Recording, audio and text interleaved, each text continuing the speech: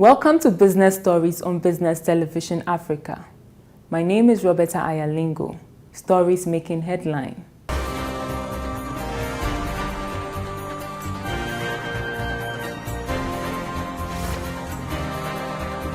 The impact of the recent water crisis on some selected businesses in Accra, expectation on the forthcoming State of the Nation address, and a recap of business stories across the African continent.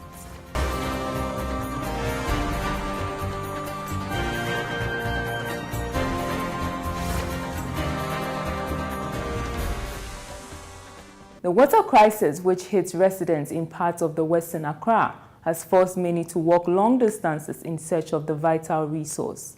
Even though authorities of the Ghana Water Company have attributed the problem to a burst pipe that transmits water from the Wager treatment plant to Accra, the shortage has affected a number of businesses operating in the country. We put a spotlight on some selected businesses that have been affected badly as a result of the crisis. It's been days now since water's flowing through the taps of some residents in the western part of Accra.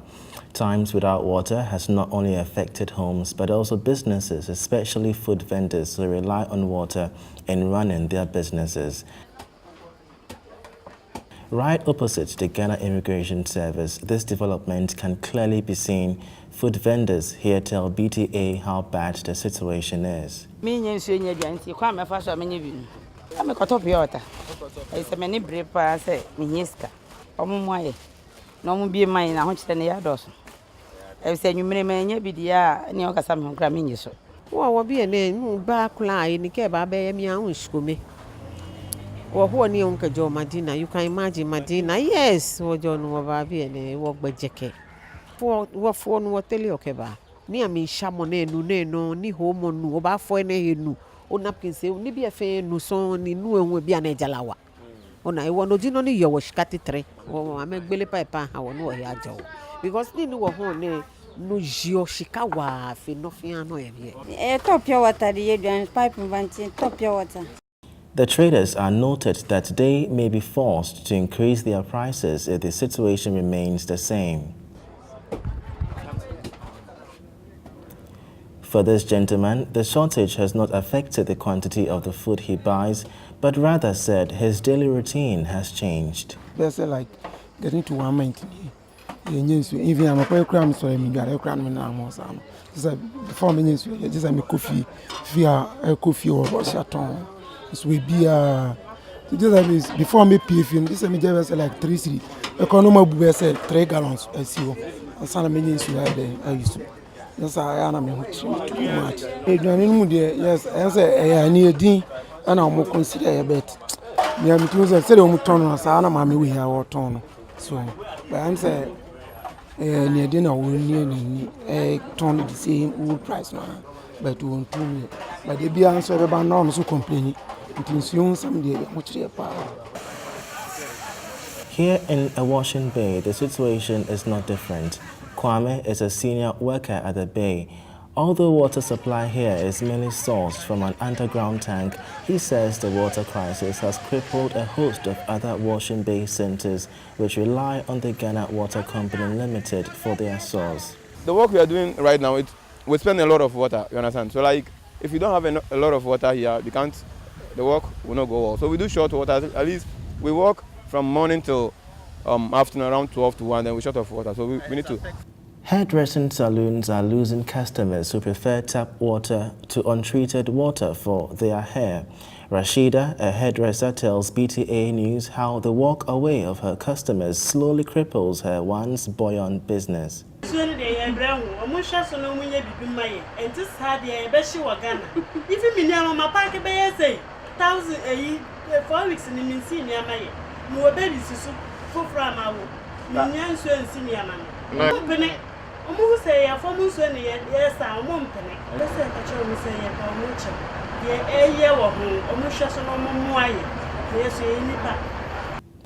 Doris is experiencing a similar challenge. According to her, work has come to a standstill as the access to water remains unlimited. We're having a problem here because we don't get water from anywhere. Look at, I sent my small boy to go and fetch water from down there. We go to Nima, we didn't get the water. From Nima, we go to Circle, we don't get the water from there. So I sent him to the washing bay around here. I don't have water, so when they come, I can't do anything. So they have to go.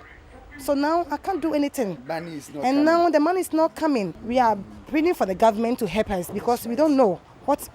Because me, for instance, I have children, I have husband, so I have to do something that can feed my family. Look at me now. There is no water, so we prayed for the government to help us. Even though the Ghana Water Company Limited has given the assurance of addressing the problem, the taps still remain dry and persons just like these food vendors, washing bay workers and hairdressing salon workers continue to strive just for a drop of water. So far, questions remain on how severe water shortages could not only cause some businesses to be challenged, but also result in the spread of cholera and diarrhea around the western part of Accra, where about 46% of the population live in slums under unhygienic conditions. BTA News, Charles Aite. In advance to the hearing of the President's State of the Nation's address, Business Television Africa spoke with the President of the Ghana Chamber of Commerce and Industries, Seth Ejeba, Honorary Consul of Ghana in Rwanda, Dennis Karira, and Ghana Ambassador to Kenya, Kingsley Karimu, on what their expectations are from the government concerning businesses in Ghana. We're looking up to a situation where His Excellency the President will address issues which will reduce the cost of doing business within the country. For us, we think that the best way to help grow our economy is to improve manufacturing, which will create the needed employment for Ghanaians to be encouraged to consume what we produce locally. If we are able to do that, then I'm more than convinced that the economy of Ghana will move forward and people will really feel it. It looks as if we are relying much on imports. We're talking about being a country with 50% into agriculture. Still, we are importing food, over $400 million per annum. In such a situation, the strength of the city will not be able to stand. So I think policies should help for us to be able to feed ourselves, one.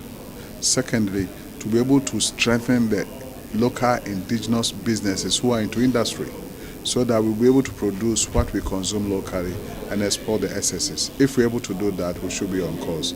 We believe government will do us that honor. And secondly, as the cost of borrowing is too high, and we are in a global village, everybody can sell to any market in the world. So if we are borrowing around 28-32%, how can we be very competitive? Well, at the end of it, the cost is passed on to the final price of the product, and it's the consumer who suffers, and the consumer has a right to select from any other angle. So I think government should help us to bring the cost down so that we can be very competitive when we compare our produce with those coming from outside. We have to concentrate where we are strong. We cannot do everything, but identify the areas that we are strong and improve on them, so that we know that if we talk about maybe if it's tomatoes and we know we are strong, we stand strong for the world to know Ghana is strong here. If it's cocoa, let's take a position so that we make it strong and become number one. But it looks as if we're trying a bit of everything, it doesn't work. Let's specialize in the areas that we are strong and produce and be able to supply to the world. As Africans, we need to own the trade links, because we've seen a lot of linkages, and it has kind of captured our beliefs that to trade better, you connect with Europe. Yes, you can do, but how much can we really do we miss out because we do not trade with each other? And we have heard the other day President Obama saying, before you want to trade with Americans, how much are you trading with yourselves? And we're so endowed with resources, with the human resource, the trade items. We could do all these things, agricultural products, excellent climate, all these things. These are things that we have here in the African continent, but we don't make quite good use of them. And as a result, we remain poor people. And we have kind of accepted that position as if it's a satisfying one. But we need to clearly come out of this. So my hope and my request to whoever is in leadership and makes statements in that direction should be to encourage us to do business with ourselves and among ourselves, because we have the means. The money is quite here. The dreams that money is out in Europe. Europe tends to determine what prices we are going to, get for our goods. We could set the prices ourselves. We could do some initial processing. We have all the means, but we have lacked, I think, some key, keys, particular keys to unblock the trade pipes here and there, which I think the leadership of this continent should do, and then we get business running easily amongst the African countries. The expectations are very high because of recent developments regarding the Ghanaian currency and other issues. So everybody will expect the president to give a very hopeful message, and that I think is exactly what is going to happen. Ghana has done very well in spite of all these challenges. If you compare it to, look at the figures that are around. We could do better, but I don't think that the country is in a fatal situation. We just have to be hopeful as a people, continue to put our hands on deck. I don't think that we should expect the president, and for that matter, his ministers, his appointees alone to build this country. Every single one of us has a role to play. And as an institute, that's a challenge to your bankers. We are expecting that the State of the Nation address will capture a number of things which will turn around the economy.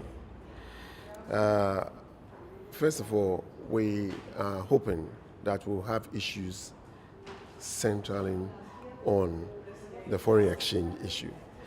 Now, we expect a lot of clarity in the guidelines which were issued by the central bank, and we expect that for most parts, the new or the clarified position would enable businessmen and businesswomen to go about their businesses, particularly where it relies on either the spending or the sourcing of foreign exchange. So in our view, we think that the government should be very clear as to what they want to do in the area of importers and exporters.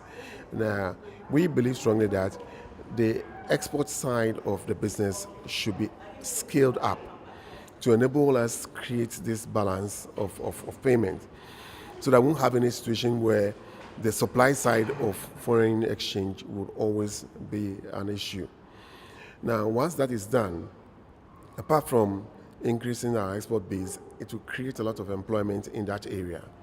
And therefore, those who are inclined to import for raw materials, and here I'm trying to address those in the industries, then they will have the foreign exchange to underwrite their imports.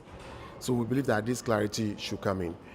We also think that the infrastructure of the country, and here I'm talking about the government trying to create what we have termed the enabling environment, right, should be part of the address, so that anybody who is engaged in business will know clearly what is happening. We also expect that there will be a lot of clarity regarding taxation, and we want to zero in into the VAT, right, and how it's going to affect businesses. So these are some of the things which we think that should be captured in the State of the Nation address. Ghanaians have been advised not to only see investing in European countries as the only lucrative opportunity, but also engage in investing in the African countries, which in the long run will develop the country's economy. This was brought to light at the business conference organized by the Ghana Chamber of Commerce and Industry and some delegation from Rwanda in Accra. In order to develop the potential of Africa, there is the need to expand means to facilitate trade across the borders. In the post-independent period, trade has been a core element of the development strategy of African countries. Despite claiming regional trade as a strategic objective, African countries have yet to reach their trade potential, particularly when it comes to trading with each other. The importance that African countries attach to regional trade has been reflected in the high number of trade schemes and policies on the continent. This trade agenda is geared towards empowering Africa to take its rightful place in the global economy. According to the United Nations Economic Commission for Africa, ECA, only 10% of trade occurs between African countries. In the case of Ghana, most Ghanaians have developed a taste of doing business with the European countries, as it is mostly seen as a lucrative opportunity one can get, therefore less regarding opportunities in sister nations in Africa. It is against this backdrop that Ghana's ambassador to Kenya, Kingsley Karimu, has advised Ghanaians to take advantage of the rich resources bestowed to Africa rather than looking afar for what is just next door. Most of the time in the past, we did trade with other countries or other continents. I mean, 15% trade, intra-African trade, certainly is not good enough because there's so much potential for us to trade amongst ourselves. I've been asked this question several times. Why do we continue to import beef from South America or from Europe when there's so much beef or so much cattle in the East African region?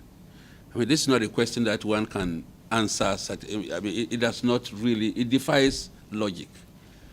If we can get a beef from Kenya, from Rwanda, why do we go to South America?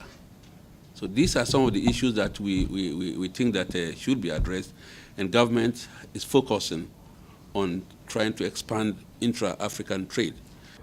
The president of the Ghana Chamber of Commerce and Industry, Dr. Sede Jayban, also placed emphasis on the importance of such relationship, which creates the avenue of networking and share experiences that will help lead to the development of a business practice.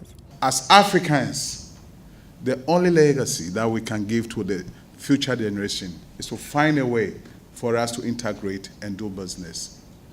Business between Africans or among African countries is just about 7%. Why is the European countries are doing around 75% among themselves? How do we retain wealth within Africa? There's a need for us to engage one another, to know what they have, for them to know what we have, at what point we can meet, to form partnerships, to be able to serve our people, to be able to produce what our people will consume. If we are able to arrive at that, then I'm confident that we are on a way to serve the people of our continent.